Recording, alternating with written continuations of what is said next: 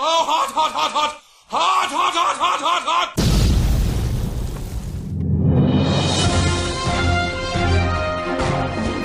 Hot topic.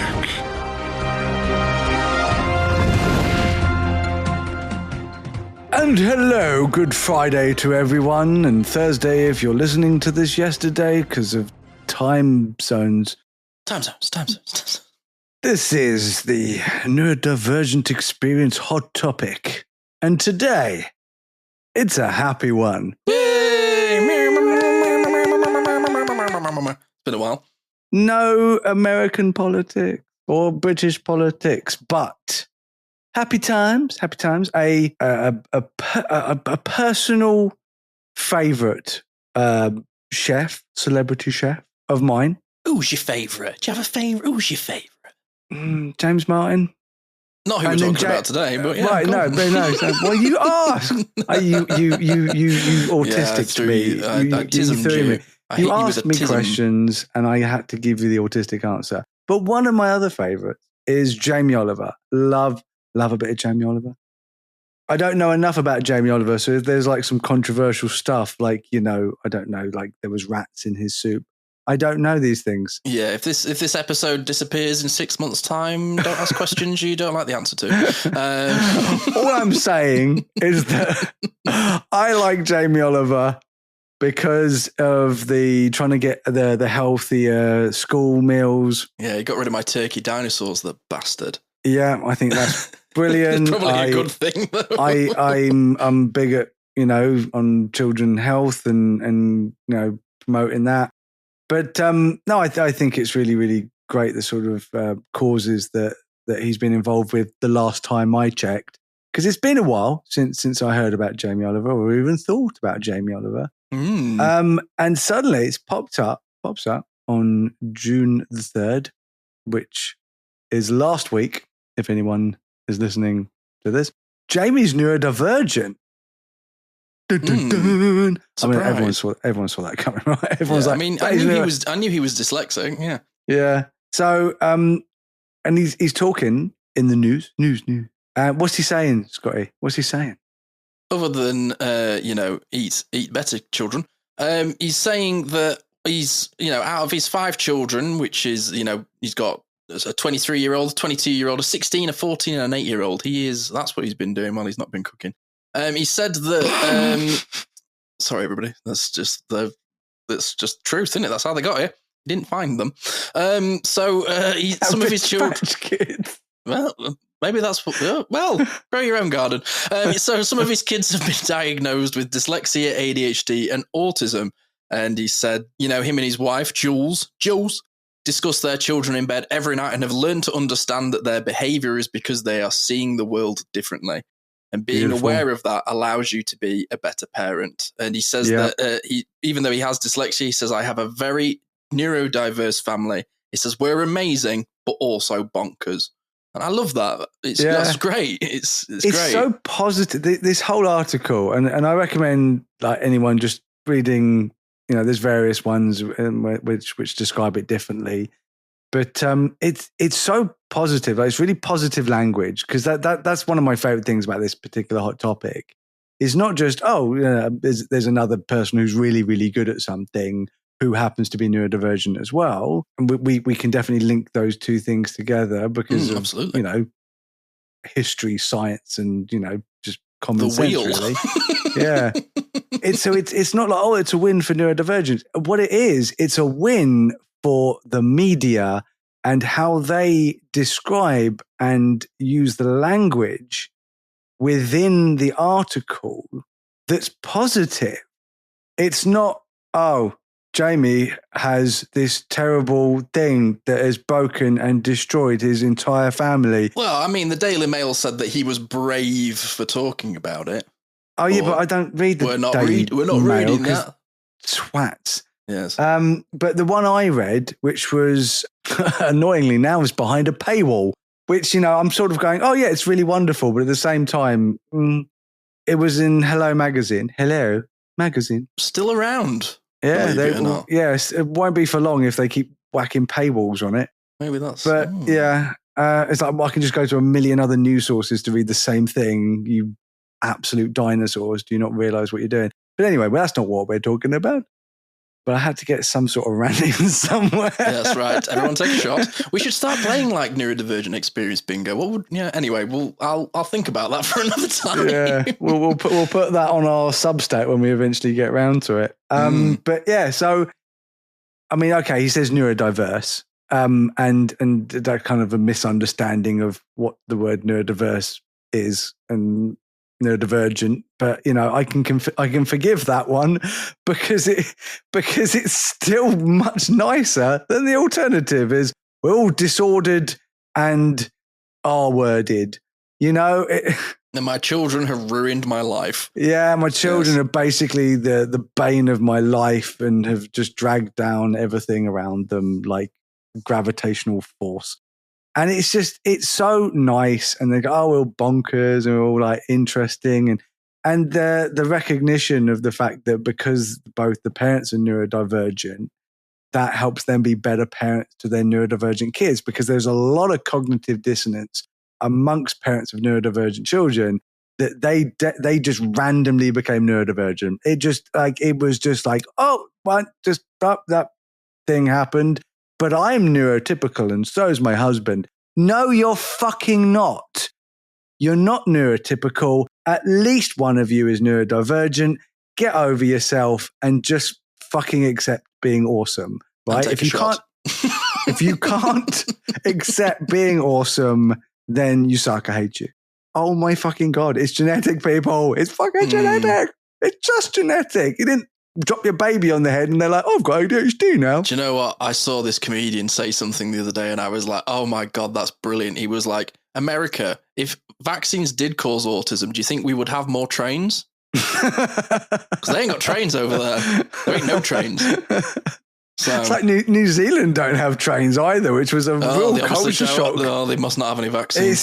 There's not enough autism in New Zealand, which is ironic because there is the Lord of the Rings, which is that is my tism. So with this positive outlook that Jamie Oliver has about his differences within his family, my thing is that I do find it quite interesting that newspaper articles definitely tend to pander more to the celebrity who is saying, these are the words I want to use, so please use these words. But when I've done articles, when I've done interviews, not being a Jamie Oliver level celebrity or anything even close, they have just used the words they want to use. So when I say I'm autistic, they've put have autism. When I've put I'm neurodivergent, they've put neurodiverse. And I'm like, that is bullshit. Like that is not okay. And I do feel like the media still definitely has a problem with listening to us and letting us be the ones that decide how we want to be represented. Oh yeah, absolutely. There's still this separation between the sort of public and the media. I mean, we had it when we were talking to Ellie Pavone about MS and issues that she had with ITV. I have seen it where news stories come in and they go, oh, there's 180 words, we need to get it down to 90. Let's cut the most important bit. And a lot of the time, like with celebrities, I mean, I've seen it with like, there's a presenter in the UK, he's presented like Top Gear, he's called Paddy McGuinness, and he's done TV shows talking about his neurodivergent children, and he was using ASD, he was using like words like Asperger's and things like that, and it seemed like really sort of dated, but it does sort of like really baffle me because there's so many like rules and regulations of how you can and can't say things in the media, especially in the UK. We have our Ofcom system, something so simple. If we were doing this on air, like on a radio station, and we were talking about somebody specifically, at the end of the conversation, we have to go, well, we reached out to comment for this person and they didn't respond and they aren't here to represent themselves. So we can't have an opinion on it, but we can talk about it. You have to make up your own opinion, but we're going to use certain words that creates bias of that opinion, you know? So like the Daily Mirror going, oh, he's so brave. He's so brave coming out and talking about these children. It's like they're going to beat him up if he doesn't. Oh, he's so brave for coming out and talking about his neurodiverse, broken children. The thing is, when it comes to the word brave, and we've spoken about this before, it's not the worst word, but it is condescending as fuck. And I think that like I don't mind people going, "Oh, you're really brave talking about that," and I go, "Am I?" I found it difficult with the podcasting thing because people go, "Oh, you're really brave for putting yourself out there," and I don't feel brave. I kind of, yeah, exactly. I don't feel like I'm brave. I feel like I've just got so many words, and if they don't come out of my mouth, then I'm going to explode. And unfortunately, everyone that listens has to hear them, including you. Twice, because I have to edit it again. No, I was talking to the lady who's drinking the cup of tea right now as I'm speaking, and I'm just thinking of the future. And Good I know afternoon, you, good evening, lady Hi. who's drinking that cup of tea while listening to my dulcet tones. Ooh. But yeah, so it's you particularly, who must listen to every word I say. And you in the gym on that treadmill while listening to us. Hi there. He's talking to himself now, I think. Yeah, I basically am. So I definitely see the issue with being called brave because it is condescending as fuck. It's like, oh, well, you know, so my issue with someone saying I'm brave is literally, if you're saying I'm brave because I did it, are you saying the people that struggle to do it are cowards? Ooh. And that's my fucking issue. Not thought of it like that before. So are you saying that all my friends who really struggle with alexithymia, who struggle with like speaking about their problems, who can't even really deal with therapy, let alone letting their therapy session happen to like the thousands of people that listen to this podcast, like, are you saying that they're cowards? Because they're fucking not. They are brave. They are amazing. They are fantastic, incredible individuals who I admire. And I gain a lot of strength from being around those people for the things they do go through. So just because they don't talk about them in public spaces doesn't make them cowards, and it doesn't make them brave if they do. It just makes them different. I'm a different person. You're a different person. We are able to do this. That doesn't make us brave. That just makes us podcasters. Yeah. That's it. Yeah. Like we are privileged to be able to give you the information to help you. But those of us who can't are not afraid or cowards. They're just struggling in a different way. Yeah, and that's that like media ableism, isn't it? It's like, if you can't do it, are you less than? And I find a lot of the time I read articles, and because I've studied it and learned how to do it, I understand the sort of like wording and how bias can be created through like wording. And I see an article and I almost like we were looking for this show, and there was like 4 or 5 different media outlets that were all talking about this, that talked about it in a way where I was like, that article's not going to help anybody. It's just a clickbait. Oh, what's Jamie Oliver doing? Rather than actually talking about what he's talking about, which is, I have autism, ADHD, dyslexia in my family, and I love it. I love my family. He's not talking, They don't talk about that bit. They go, oh, Jamie Oliver's really brave for talking about his family, which is something that he's done throughout his entire career. It's just that he's now talking about their neurodivergence, or like, you know, it's just.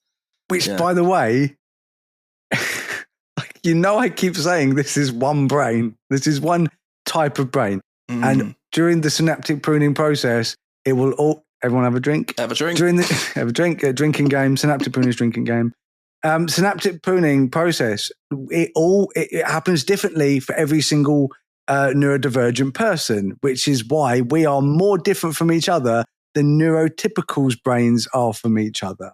And I'm not saying that they're not different from each other. We're just saying ours are even more different than each other, because that's science, by the way. That's not opinion. That's like actual physical. You can see it in an MRI science, and it creates such different people. But those conditions, if that's how you want to view them, you know, autism and ADHD and dyslexia and OCD and things like that, that will exist within the neurodivergent, within the alternative neurotype, it just goes to show, like, oh, I've got this kid who's autistic, and I've got this kid who's ADHD, and I've got this kid who's dyslexic, and I've got this kid who is all three.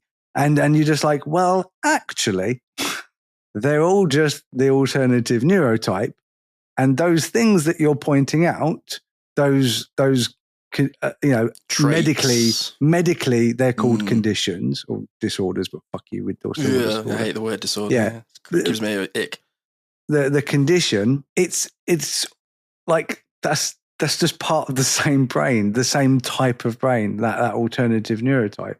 And it does make it really interesting that we do separate it, and it is simply based on the fact that how we interact, or how those kids, or how any of us interact, and they'll get like picked up on those lists of criteria.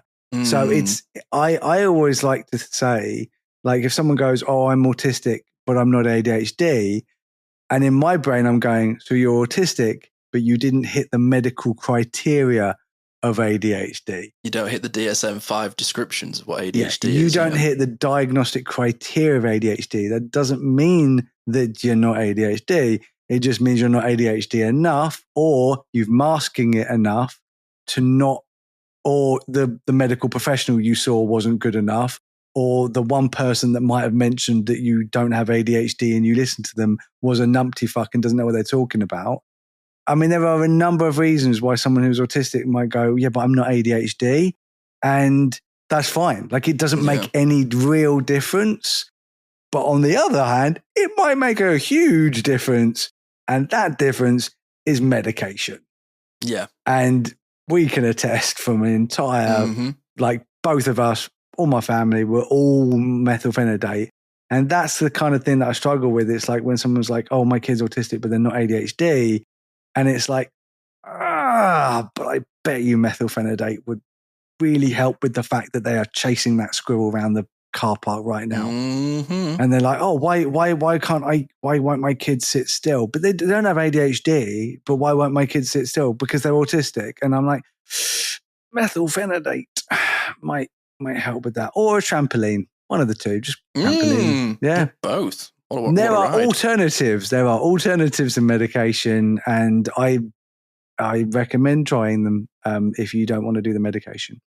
But yeah, that's the other thing about these things. It kind of perpetuates the myth of just like that these are all separate, and it's like they are separate conditions. They are diagnosed separately, but this is the same neurotype, the alternative neurotype. Yeah, absolutely. I hope, these sorts of articles, as knowledge develops, I mean, obviously we're battling the ridiculous sort of rhetoric that's coming out of the US, and, it's still people are adhering to it here. But I do hope that even though, if you and I were to do an article in the same place that Jamie Oliver's done, you're right, they would change the jargon, they would move it around, they'd make it work for them. And I just hope that more people like Jamie Oliver come out, talk about their families, and do it in a positive way. And out of the neurodivergent closet. Out of the neurodivergent closet. Yeah, it's I'm really sort of hoping that neurodivergent people are heading, and I hope it's hurtling towards our Stonewall moment where we go, we're coming out, we're here, and this is who we are, and we're not going to change for you because it makes you uncomfortable, because we're uncomfortable trying to fit in for you, and create this sort of like free space where we're not going, oh, he's this, because I did not think that I was autistic. I thought I was ADHD. And surprise, I'm, that's just where my sort of brain is. You're welcome, by the way. Thank you. But yeah, it was just like, because I was like, oh no, I'm ADHD, and then you were no. And a lot of other people that I've met that are like sort of like specialists or psychologists, whatever, have all kind of gone, yeah, surprise. We have something to tell you. Yes. So yeah, like the just like try not to have cognitive dissonance and try to keep an open mind about the fact that there might be more going on in your brain than, you think or a doctor thinks or somebody who hasn't got a clue thinks. But yeah, this is a wonderful thing.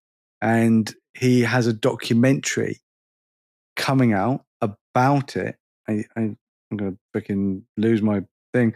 About being dyslexic. So I'm definitely going to watch that. Because I'm dyslexic and I'm at the level of dyslexia that it is very, very obvious. And so therefore I did qualify for that criteria. Congratulations, you won. Yay. It's kind of the only, I'm like, oh, ADHD, I can see positives. And then there's like autistic, I can see positives. Dyslexia, oh, fuck off.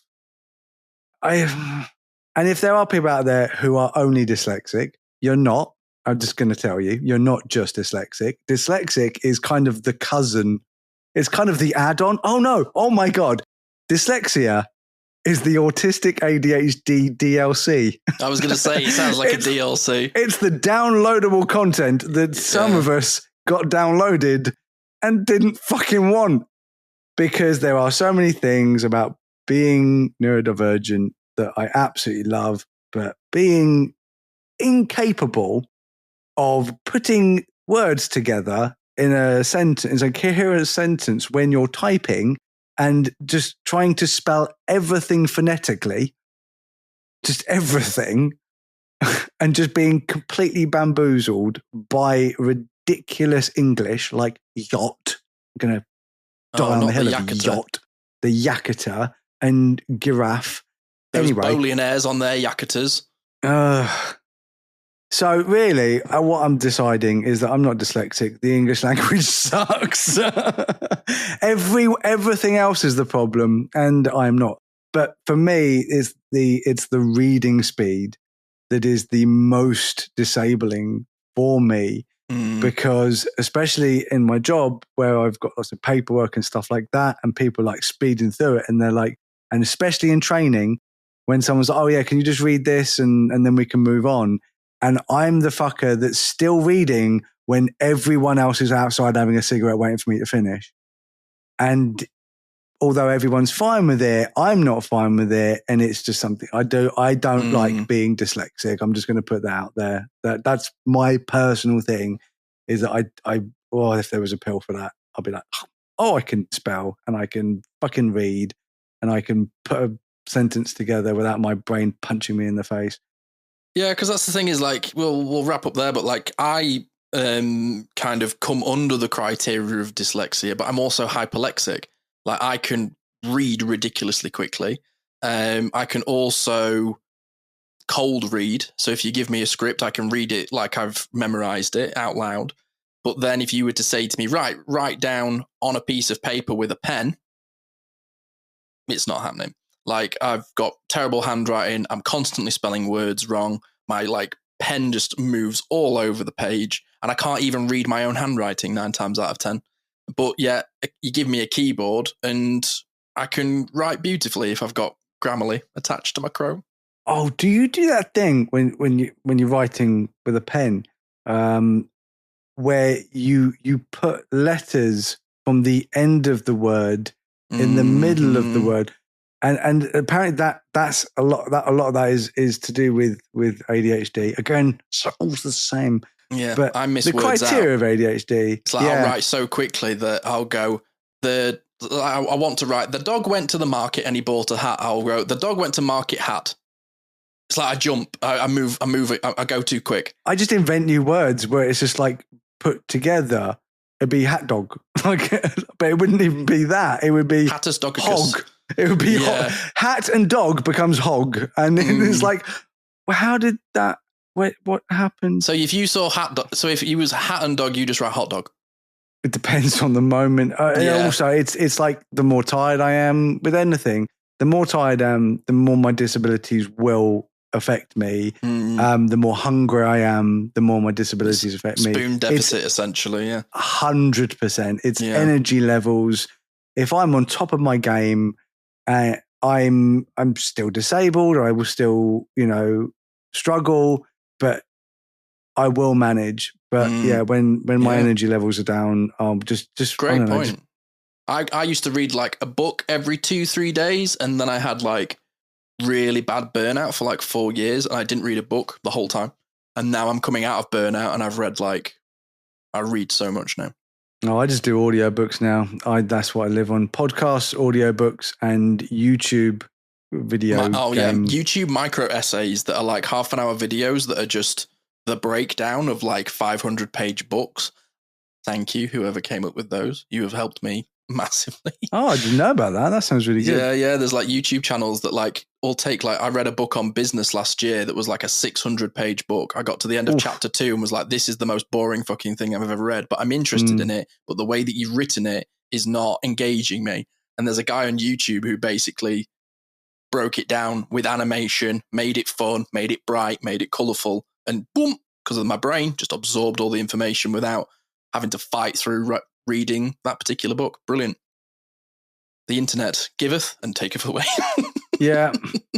I just go on YouTube now, and my algorithm is just Switch videos, basketball videos, and Jimmy Kimmel, and that's it.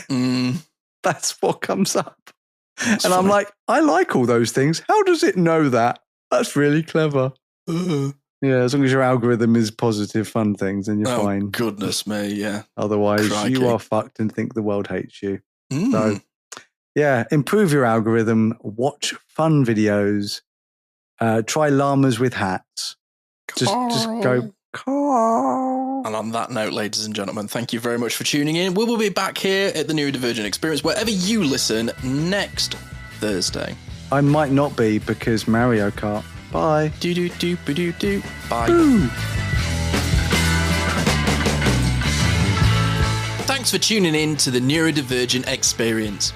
We hope today's episode sparked something for you, whether it's a new idea, a bit of validation, or just a moment of connection.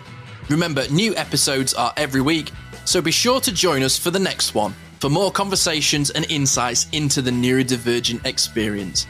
If you've enjoyed this podcast, help us grow. You can do that by rating and reviewing this show. Your support makes a huge difference in helping us reach more people who could benefit from these conversations. You can connect with us on social media. Find us on Instagram, Facebook, TikTok. Just search for the Neurodivergent Experience. Thank you again for listening, and until next time, take care of yourself. You're not alone in this journey.